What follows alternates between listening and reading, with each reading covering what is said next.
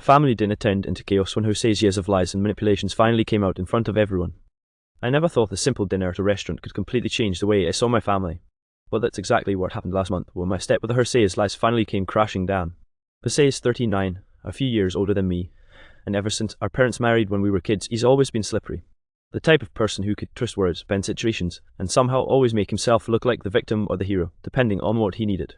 My mom used to say, Jose just has a way with people. Now I know that way was straight up manipulation. The restaurant was a small family-owned Italian place in our city, the kind with dark wood booths, candles on every table, and the smell of garlic bread that makes you hungry before you even sit down. We were there to celebrate my dad's birthday. It was supposed to be a happy evening. Me, my dad, my stepmom, Jose, and my younger sister Anna. Right away, Jose slipped into his usual role, acting like the perfect son. He made a toast to my dad, clinked his glass dramatically, and started reminiscing about all the sacrifices he made for the family. I felt my jaw tighten because I knew that wasn't true. Jose has never sacrificed anything. If anything, he's taken advantage of all of us. The turning point came when the waitress brought the bill. My dad reached for it, but Jose snatched it up and said, "Don't worry, Dad, I'll take care of it. After everything I've done for this family, it's the least I can do." Anna gave me a look. We both knew Jose wasn't paying, he never does.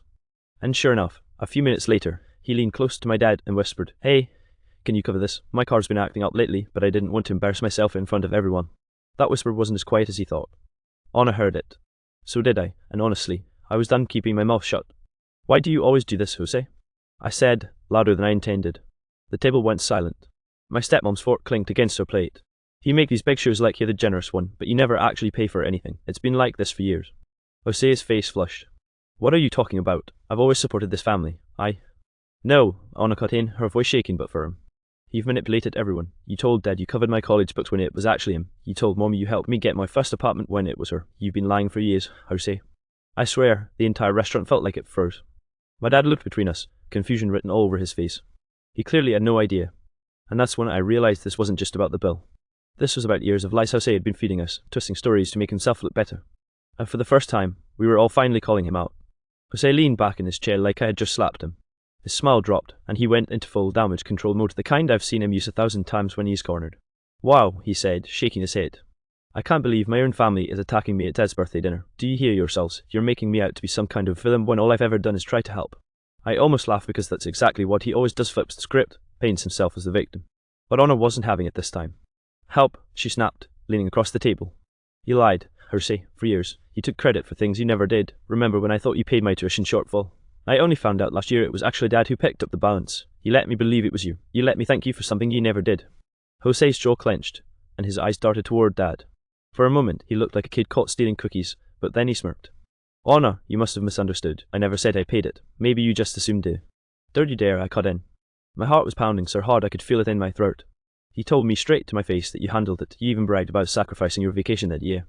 I remember because I actually felt guilty about it." Dad's eyebrows shot up, and his hand froze halfway to his water glass. "Wait," he said quietly. "Jose, is that true?" For the first time all night, Jose didn't have an immediate answer. He shifted uncomfortably in his seat, then plastered on that fake grin again.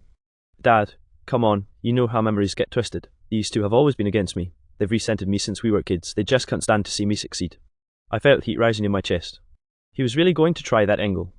I glanced around the restaurant. People at nearby tables were staring. Folks paused mid-bite, clearly picking up on the tension.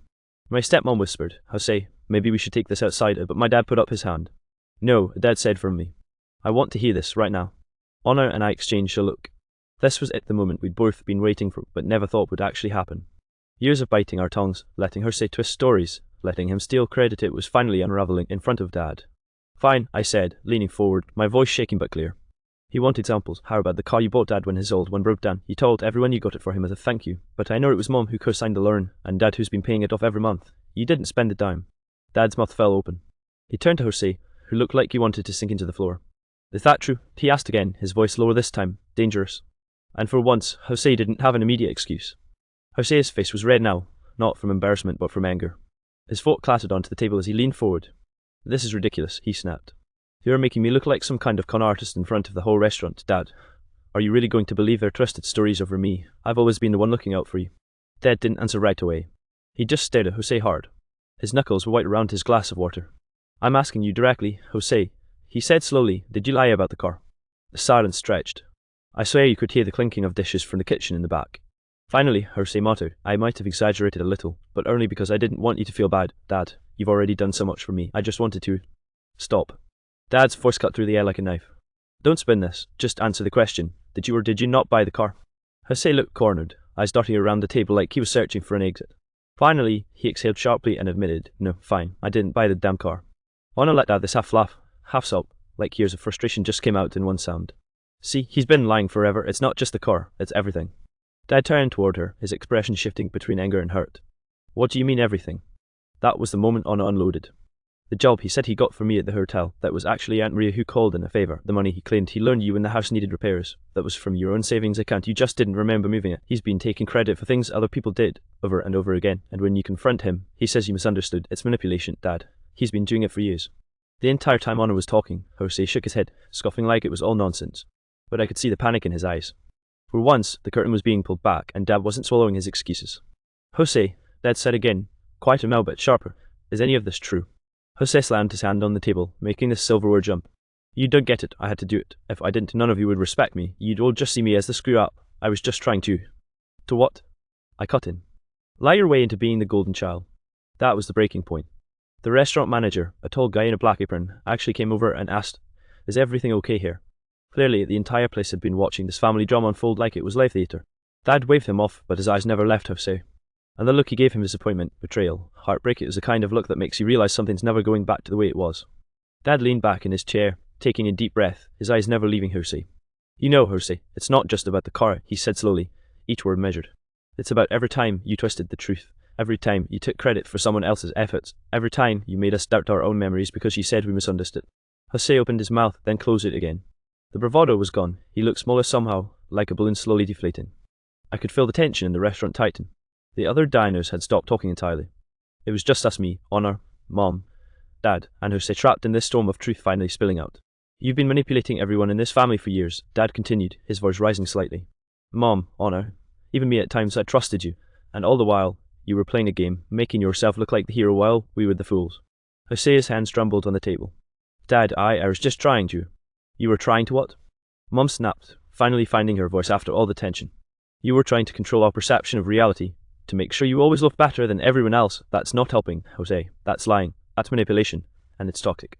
I glanced at Anna, who was now staring at Jose with a mixture of relief and fury. Every birthday, every holiday, every little favour you've twisted it for yourself. Do you even remember what real honesty feels like? Jose flinched at that. For once, he didn't have a ready answer. His smirk had vanished completely, replaced by a mixture of shame and panic. Dad's voice softened, but the weight of it was heavy. I don't know how you got to this point, Jose. I really don't, but I do know this. You've been living a lie, and it's over now. We see it. We see you, and we won't let you manipulate us anymore. The restaurant seemed to exhale along with Dad. For the first time, Jose looked genuinely exposed, vulnerable in a way I'd never seen. No smirk, no excuse, no deflection. Just the raw reality of being confronted by everyone he'd lied to. I took a shaky breath. We all tried to ignore it for years, hoping things would get better, but they didn't, and now, we're done pretending. Anna nodded, tears in her eyes. I've carried this anger for years because we couldn't call you out, but tonight it ends. We are done being your audience. Jose stared at us, words failing him. The weight of years of lies, manipulations, and half-truths finally hit him. He looked lost, cornered, and, for the first time, human. Dad's tone was calm now, but final. We love you, Jose, but love doesn't mean enabling lies. You have to face the truth and fix it if that's even possible. And just like that, the confrontation that had been building for years reached its peak. Everything Jose had hidden, every story he twisted, every manipulation, it was all out in the open. The restaurant, the family, the truth, it was all laid bare. The silence hung between us, heavy but freeing. Tension in the restaurant lingered like smoke long after Jose's confession.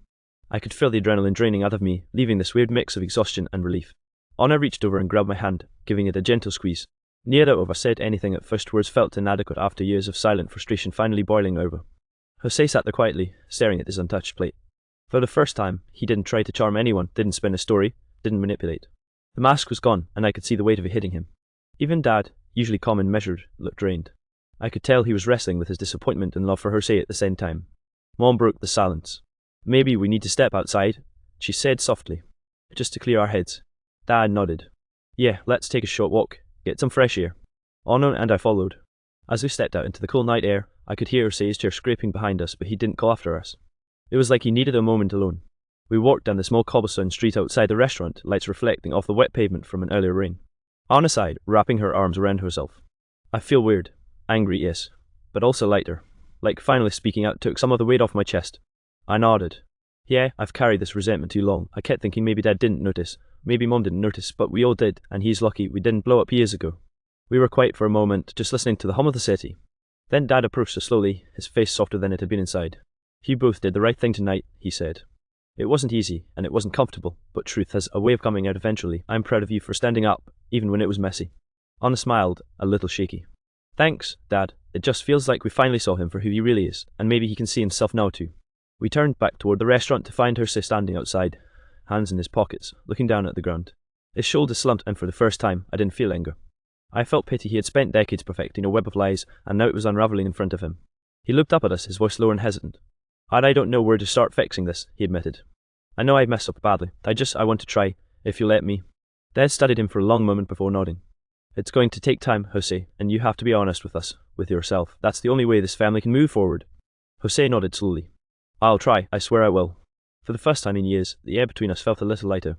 The lies, the manipulation, the years of pretending it all had been confronted. Healing wouldn't be instant, but at least the truth was out. And sometimes truth is the first step toward redemption. Anna smiled at me. Dinner wasn't supposed to be a therapy session, but maybe it was exactly what we needed. I laughed quietly. Yeah, except with way more tension than I ever expected. And just like that, the night ended with a strange mix of pain, relief, and hope. Jose had been exposed, but maybe, just maybe, it was the beginning of something real. The next few weeks were tense. Jose was quieter than usual, and there was a kind of cautious distance between him and the rest of the family. But what surprised me most was how he started really trying to make things right. He began with small gestures. He cooked breakfast one Sunday, not for applause, just because Mom was busy with work. He offered to drive Anna to her new apartment, even though it was out of his way. And for the first time, he didn't boast or expect praise, he just did it. One evening, we all gathered at the same Italian restaurant. Dad insisted it wasn't a punishment, just a family dinner. Jose asked if he could sit quietly and just listen. Mom gave him a skeptical look, but Dad nodded, so he came along. I watched him across the table, noticing how awkward he seemed without his usual charm armor. He asked Anna how she was adjusting to the apartment. He complimented Mom on her new painting, genuinely smiling this time. And when Dad mentioned some work-related stress, Jose listened without interrupting or twisting the story. After dinner, we walked outside like we did the night of the confrontation. Jose hung back for a moment, then approached me. Hey, I know I've got a long way to go, he said quietly. I just want you to know I'm trying. I don't expect you to forgive me overnight, but I need you to see that I mean it this time. I hesitated, feeling the old resentment rise, but I also saw something I hadn't in years, a flicker of sincerity. I'll see, I said. Just don't expect me to forget everything overnight. He nodded solemnly. I wouldn't ask you to. Anna joined us then, giving him a small, cautious smile. Trying is a start, she said softly. It's better than pretending everything's fine. Dad and Mom caught up with us, and for the first time in weeks, the air felt lighter. The confrontation was still fresh, but it had paved the way for something else, accountability. Jose was no longer hiding behind lies, and we were no longer ignoring them. Over the next month, he continued his efforts. He returned a few favors he had previously claimed credit for, quietly and without fanfare. He admitted mistakes to relatives he had manipulated over the years, apologizing sincerely. He even volunteered to help at the local community center, something he had only boasted about doing before but never actually did. It wasn't perfect. Trust doesn't rebuild overnight. Some days, old habits crept in, small manipulations that reminded us all of the Jose we knew. But each time he caught himself, apologized, and corrected it. It was a slow, painful process, but at least it was real this time. One evening, Honor and I sat on the porch talking about how far things had come. I don't think we're there yet, she said, but I can see him trying. That's more than we ever had before. I nodded, watching Jose inside the house, helping Mom with dishes, laughing at one of Dad's jokes. Yeah, I said quietly. And honestly, seeing him like this, it's weird, but it feels hopeful. For the first time in years, it felt like our family might survive Jose's lies not because they were gone, but because we finally faced them together. Months passed, and the atmosphere in our family slowly began to change. The tension that had hung over every gathering for years started to lift. Jose wasn't perfect, and some days his old habits surfaced briefly, but the difference now was honesty. He admitted when he messed up, and we no longer allowed him to rewrite history to suit his image. The real turning point came at another family dinner, this time at Dad's favourite steakhouse. The same quiet neighbourhood vibe, warm lighting, and friendly staff who had watched our last confrontation unfold. Jose didn't dominate conversations or try to be the centre of attention. He asked questions, listened, and genuinely engaged without trying to manipulate outcomes. During dessert, Dad raised his glass. I just want to say I'm proud of all of us, not just because we've survived a tough year, but because we're facing life honestly now. Jose, I can see the effort you've been putting in, and it matters. Jose's face softened. Thank you, Dad. I know I've hurt a lot of people, including you. I can't undo the past, but I promise I'll keep trying to make it right. Anna smiled at him, her eyes bright. Trying is enough for now. That's all we need. Just keep being honest, that's all. I leaned back, watching the scene unfold. For the first time in decades, it felt like our family was operating without secrets and manipulations. The old tension, the whisper of lies, the constant doubt about what was real, all of it was fading. Over the next few weeks, small changes continued. Jose followed through on promises he used to exaggerate about, like helping neighbours, supporting relatives quietly, and actually contributing financially when he claimed he had covered something before. Mom mentioned once that it felt like finally having the Jose she thought she married steady, present, and accountable. Even Dad seemed lighter. He no longer flinched at every word Jose said, no longer wondered if he was being manipulated again. It wasn't just about catching lies anymore, it was about rebuilding a foundation that had been fractured for years. One evening, Honor and I were clearing the living room after dinner. Jose walked past, holding a tray of dishes. He smiled, uneasy, genuine smile this time, and said, "Thanks for letting me be part of this family even when I made it so hard." I nodded, realizing that despite everything, we had reached a fragile but real truce. The years of lies had left scars, but those scars didn't have to define us. What mattered was that we faced the truth together, called out manipulation, and allowed space for change. It wasn't perfect. Trust wasn't rebuilt overnight. But finally, honesty had replaced deception, and hope replaced resentment. That family dinner at the Italian restaurant had been painful, explosive, and dramatic, but it was the catalyst we needed. And in that moment, as Jose laughed genuinely at one of Dad's jokes and Honor rolled her eyes playfully at a pun she didn't like, I realized, sometimes, confronting years of lies isn't the end of a family, it's the beginning of a new one.